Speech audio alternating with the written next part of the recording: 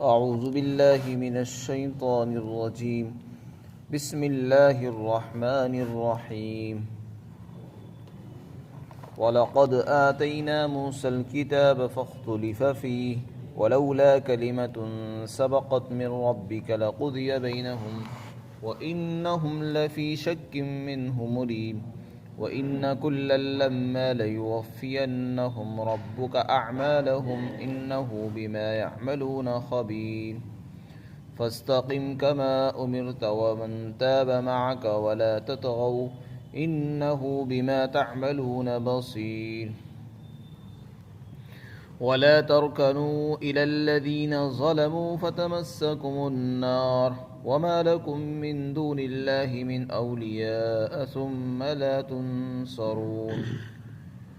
اور یقیناً ہم نے موسیٰ علیہ السلام کو کتاب عطا کی تھی تو اس میں بھی اختلاف کیا گیا، اور اگر آپ کے رب کی طرف سے ایک بات پہلے سے طے شدہ نہ ہوتی تو ان کے درمیان فیصلہ کر دیا گیا ہوتا، اور یقیناً یہ لوگ اس کی طرف سے شک میں پڑے ہوئے ہیں، ایسے شک کے اندر جو ان کو تردد میں ڈالنے والا ہے۔ اور یقیناً جو بھی ہو آپ کا رب ان سب کو ان کے اعمال کا پورا بدلہ دے گا، اور اللہ تعالیٰ ان کے کاموں سے باخبر ہے۔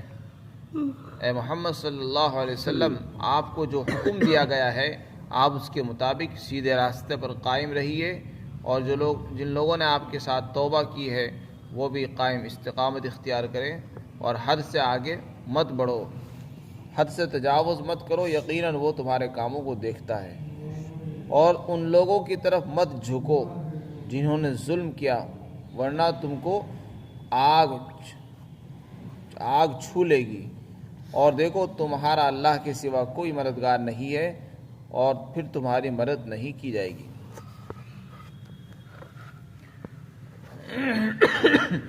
سب سے پہلے تو اللہ رب العزت نے فرمایا کہ ہم نے موسیٰ علیہ السلام کو کتاب عطا فرمائی۔ حضرت موسیٰ علیہ السلام مشہور پیغمبر ہیں، اللہ کے رسول ہیں، اللہ نے ان کو تورات جیسی مقدس کتاب عطا فرمائی۔ اللہ تعالیٰ فرماتے ہیں کہ دیکھو اس میں بھی اختلاف ہوا۔ اختلاف کا مطلب یہ ہے کہ کچھ لوگوں نے اس کو مانا، کچھ نے نہیں مانا، کچھ لوگ ایمان لائے، کچھ لوگ ایمان نہیں لائے، اس کو اختلاف کہتے ہیں۔ تو اس میں تسلی کا مضمون ہے آپ صلی اللہ علیہ وسلم کے لیے اس طور پر کہ محمد صلی اللہ علیہ وسلم، آپ کو ہم نے جو کتاب قرآن کریم عطا فرمائی ہے اس کے متعلق بھی لوگ مختلف ہو چکے ہیں، لوگوں نے اس میں بھی اختلاف کیا، کچھ لوگ اس کو مانتے ہیں، کچھ نہیں مانتے۔ تو یہ کوئی نئی بات نہیں ہے، ایسا پہلے بھی ہوتا رہا ہے۔ تو آپ سے پہلے بہت سے انبیاء کو ہم نے کتابیں دی ہیں، ان میں بھی اختلاف کیا گیا۔ تو اس میں آپ کو تسلی دی گئی ہے کہ صرف آپ ہی کے ساتھ ایسا نہیں ہو رہا ہے، آپ سے پہلے بھی لوگوں کے ساتھ اس طرح ہوا ہے۔ تو لہذا آپ کو اس سے رنجیدہ ہونے کی ضرورت نہیں ہے، آپ تو اپنے کام میں لگے رہیے۔ تو ہم نے موسیٰ علیہ السلام کو بھی کتاب عطا فرمائی تھی، اس میں بھی اختلاف ہوا، جیسے آپ کی کتاب میں اختلاف ہو رہا ہے۔ کچھ لوگ ایمان لائے، کچھ لوگ ایمان نہیں لائے۔ تو آپ کے اگر کتاب کو کوئی آدمی نہیں مان رہا ہے تو آپ اس سے پریشان نہ ہوں، یہ تو ایک دستور چلا آ رہا ہے، کچھ لوگ مانتے کچھ نہیں مانتے۔ اس کے بعد اللہ تعالیٰ نے فرمایا کہ اگر آپ کے رب کی طرف سے ایک بات طے شدہ نہ ہوتی تو ان کے درمیان فیصلہ کبھی کر دیا گیا ہوتا۔ یعنی جو لوگ اللہ کی کتاب میں اختلاف کر رہے ہیں اور اس پر ایمان نہیں لا رہے ہیں، اس کا تقاضا تو یہ تھا کہ ان پر فوری طور پر عذاب بھیج کر ان کا خاتمہ کر دیا جاتا، لیکن ابھی تک ان پر کوئی عذاب نازل نہیں ہوا، اور یہ یوں ہی آزاد گھوم رہے ہیں۔ یہ اس کی وجہ یہ ہے کیونکہ اللہ کی طرف سے ایک بات پہلے سے طے شدہ ہے۔ وہ کون سی بات ہے طے شدہ ہے؟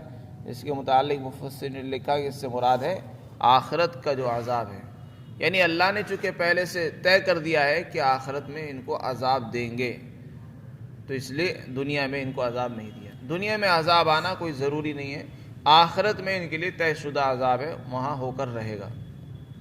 اور اگر یہ بات طے شدہ نہ ہوتی تو ان کو دنیا ہی میں ختم کر دیا جاتا۔ اور یہ بھی مطلب ہو سکتا ہے کہ دنیا میں بھی جو اللہ تعالیٰ نے عذاب بھیجنے کا وقت مقرر فرمایا اس کا ایک وقت ہے، جب وہ وقت آئے گا اسی وقت عذاب آئے گا، اس سے پہلے عذاب نہیں آ سکتا۔ تو اگر ایسا وقت مقرر نہ ہوتا پہلے سے تو ان پر فوری طور پر عذاب آ جانا چاہیے تھا۔ اس کے بعد اللہ تعالیٰ نے فرمایا یہ لوگ قرآن کی طرف سے، کتاب اللہ کی طرف سے شک میں پڑے ہوئے ہیں، ایسے شک کے اندر ہے جس نے ان کو تردد میں مبتلا کر رکھا ہے۔ یہ لوگ خود پریشان ہیں کہ ہم کیا کریں، ان کے سمجھ میں نہیں آتا۔ اس کے بعد اللہ تعالیٰ فرماتے ہیں کہ دیکھو کوئی بھی ہو، یہ ہوں یا دوسرے لوگ ہوں، کفار ہو، مشرکین ہو، یہود ہو، نصارہ ہو، خواہ کسی بھی جتھے اور جماعت سے تعلق رکھنے والے ہوں، آپ کا رب ان سب کو ان کے اعمال کا پورا پورا بدلہ دے گا۔ کیا مطلب ہے؟ مطلب یہ ہے کہ اللہ تعالیٰ کو ان کی طاعات اور ان کی معاصی یعنی ان کے نیک کاموں اور برے کاموں کی تفصیلات کا پورا پورا علم ہے، ہر ایک کو اس کے اعمال کا بدلہ دے گا۔ وہ جس نے جیسے اعمال کیے ہیں اس کو اس کا بدلہ دیا جائے گا، اچھے اعمال کا بدلہ ملے گا، برے اعمال کی سزا دی جائے گی۔ اور ایسا نہیں اللہ کو علم نہیں ہے، اللہ فرماتے ہیں یقیناً وہ ان کے کاموں سے باخبر ہے، کون کیا کر رہا ہے۔ یہاں تک انبیاء اکرام علیہ السلام اور ان کی قوموں کے واقعات ذکر فرمائے گئے جو ہمارے لیے عبرت اور نصیحت ہے۔ اب آگے خاتم النبیین صلی اللہ علیہ وسلم کو حکم دیا جا رہا ہے استقامت کا۔ استقامت کہتے ہیں سیدھا کھڑا رہنا، اس طرح سیدھا کھڑا رہنا کہ نہ دائیں طرف جھکاؤ ہو اور نہ بائیں طرف جھکاؤ ہو۔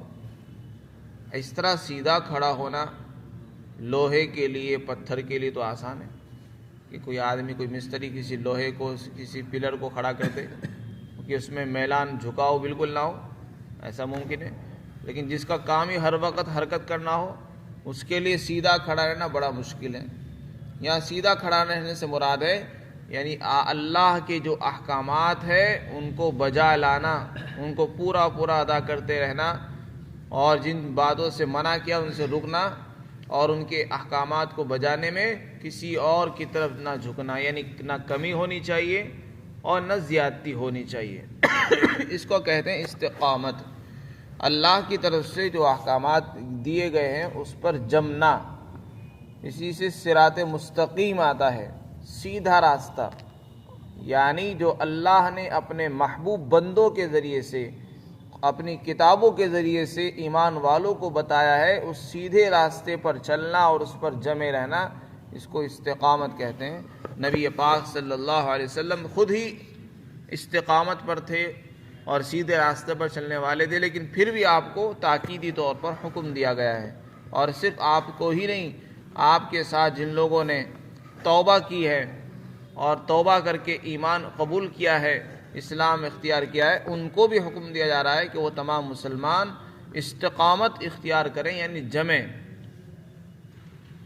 ایک صحابی ہیں، وہ فرماتے ہیں، جن کا نام ہے سفیان بن عبداللہ ثقفی، انہوں نے عرض کیا یا رسول اللہ کوئی ایسا عمل بتا دیجئے، اسلام کی کوئی ایسی بات ہمیں بتا دیجئے کہ آپ کے بعد مجھے کسی اور سے دریافت کرنی نہ پڑے، بس آپ سے پوچھ لوں، اسی پر میں عمل کرتا رہوں گا، اور آپ کے چلے جانے کے بعد بھی مجھے کسی اور سے کچھ معلوم کرنے کی ضرورت نہ ہو، ایسی کوئی جامع بات بتا دیجیے۔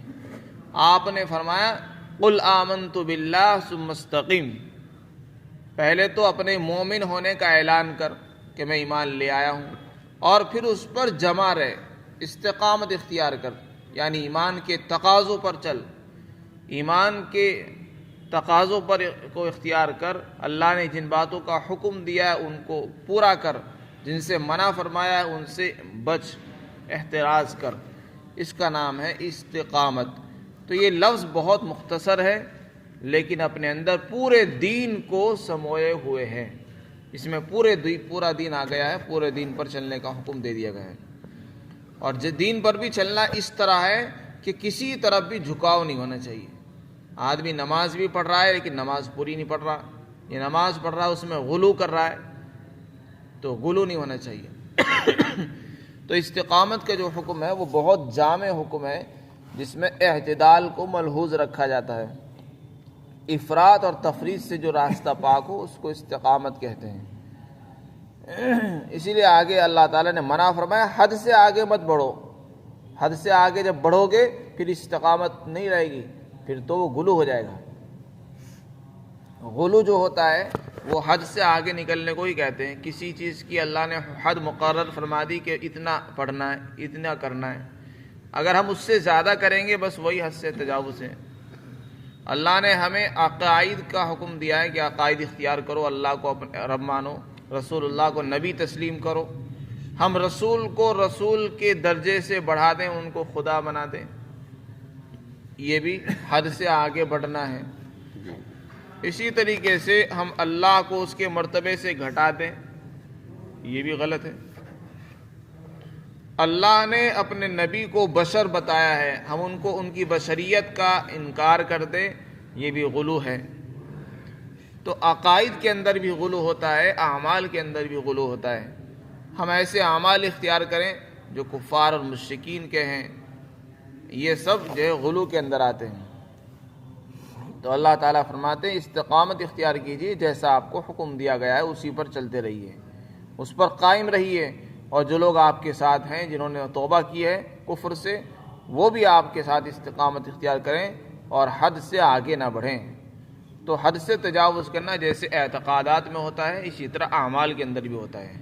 اعتقادات میں جیسا کہ عیسائیوں نے حضرت عیسیٰ علیہ السلام کو خدا کا درجہ دے دیا، اور رافضیوں نے حضرت علی کو خدائیت کا درجہ دے دیا، تو کسی کو اس سے آگے بڑھا دینا، اس کے درجے سے مقام سے، اسی کا نام ہے غلو، اسی کا نام ہے حد سے آگے بڑھنا۔ تو اگر تم غلو اختیار کرو گے پھر استقامت باقی نہیں رہے گی۔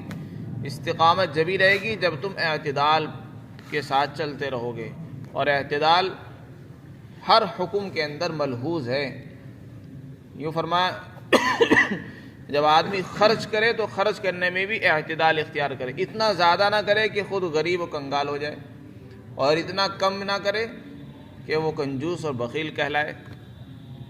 اسی طرح نماز پڑھنے کے اندر بھی اعتدال ہے کہ آدمی اللہ کا حکم بھی پورا کرے اور اپنی بیوی بچوں کی ضروریات بھی پورا کرے۔ یہ نہیں کہ بس ہر وقت مسجد میں پڑھا بس اللہ اللہ کر رہا ہے اور بیوی بچوں کی کوئی خبر نہیں اس کو، یہ اعتدال نہیں ہے، یہ بھی غلو ہے۔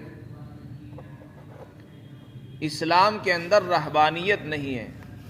رہبانیت کہتے ہیں کہ بس دنیا کو چھوڑ چھاڑ کر آدمی جنگل میں چلا جائے اور بس وہاں اللہ اللہ کرتا رہے، دنیا سے کوئی مطلب نہ ہو، نہ رشتہ داروں کے حقوق کا اس کو خیال، نہ گھر والوں کے حقوق کی ادائیگی کی فکر، نہ اپنی فکر، تو اس کا نام دین نہیں ہے۔ یہ تو اپنی مرضیات ہے، خواہشات ہیں کہ آدمی کی مرضی میں جو آیا بس اس کو کرنے لگا۔ اسی لیے بزرگوں نے فرمایا ہے، علماء کرام فرماتے ہیں کہ اپنی مرضی پر چلنے کا نام دین نہیں ہے، اپنی خواہشات پورا کرنے کا نام دین نہیں ہے، شریعت کے تقاضے پر چلنا یہ دین ہوتا ہے۔ میرا جی چاہتا ہے کہ میں قرآن ہی پڑھتا رہوں، تو قرآن بری چیز نہیں ہے، ہر وقت قرآن پڑھتے رہنا یہ کوئی اچھی چیز نہیں۔ جب اللہ کا حکم آ گیا نماز پڑھو تو اب نماز پڑھنی پڑے گی، قرآن کو چھوڑنا ہوگا۔ جب حکم آ گیا ہے کہ اب جنازہ تیار ہے تو جنازے میں جائیے، جب حکم آ گیا کہ بچی بالغ ہو گئی اب اس کی شادی کی فکر کرو۔ غرض یہ ہے کہ جیسا موقع ہو، جیسا تقاضا ہو اس پر چلنا چاہیے، یہ ہے اعتدال۔ ایک ہی عمل کو لازم پکڑنا یہ حد سے آگے بڑھنا ہے، اور دوسرے عمل کو کوئی اہمیت نہ دینا۔ فاستقم کما امرت، جیسا حکم آپ کو دیا گیا ہے اس پر آپ قائم رہیے، اور جن لوگوں نے آپ کے ساتھ کفر سے توبہ کی ہے وہ بھی اس پر جمے رہیں اور حد سے آگے نہ بڑھیں، یقیناً آپ کا رب تمہارے کاموں کو دیکھتا ہے۔ اس کے بعد اگلی آیت شریفہ میں اللہ تعالیٰ نے منع فرمایا ہے کہ دیکھو ظالموں کی طرف ذرہ برابر جھکاؤ نہیں ہونا چاہیے۔ ظالم جو لوگ ہیں وہ کون ہیں؟ جنہوں نے کفر اختیار کیا ہے، جو فاسق ہیں، گناہگار ہیں، کافر اور مشرک ہیں، یہ سب ظالم ہیں، جو اللہ کے نافرمان باغی ہیں۔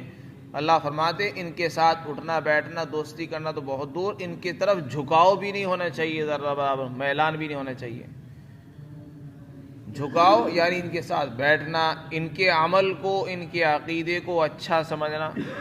اگر ہم نے ان کے عقیدے کو اچھا سمجھ کر اسی کو اختیار کر لیا، مثلا کافروں کا کوئی عقیدہ ہے وہ اپنا لیا، تو فرمایا تمہیں جہنم کی آگ پہنچ جائے گی، کیونکہ ہم نے کفری عمل کیا ہے تو جیسے جہنمی لوگوں کو کفر کرنے کی وجہ سے جہنم کی آگ پہنچے گی، اسی طرح ہمیں بھی پہنچے گی۔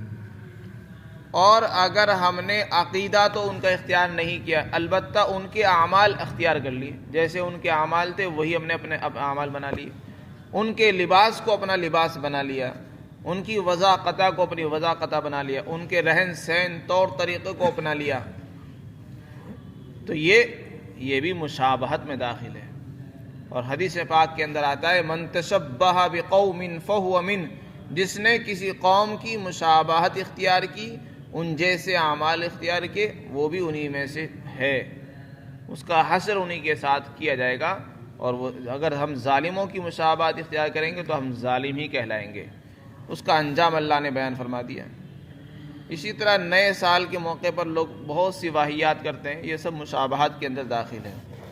وَلَا تَرْكَنُوا إِلَى الَّذِينَ ظَلَمُوا، اور ظالموں کی طرف جھکاؤ مت اختیار کرو، ورنہ تمہیں جہنم کی آگ لگ جائے گی، اور دیکھو تمہارا اللہ کے سوا کوئی مددگار نہیں ہے، اور پھر تمہاری مدد نہیں کی جائے گی۔ یعنی جیسے ظالموں کو جہنم کی آگ پہنچے گی، اسی طرح تمہارا بھی انجام ہوگا، تم بھی جہنم کے مستحق بن جاؤ گے۔ اللہ تعالی ہم سب کی حفاظت فرمائے۔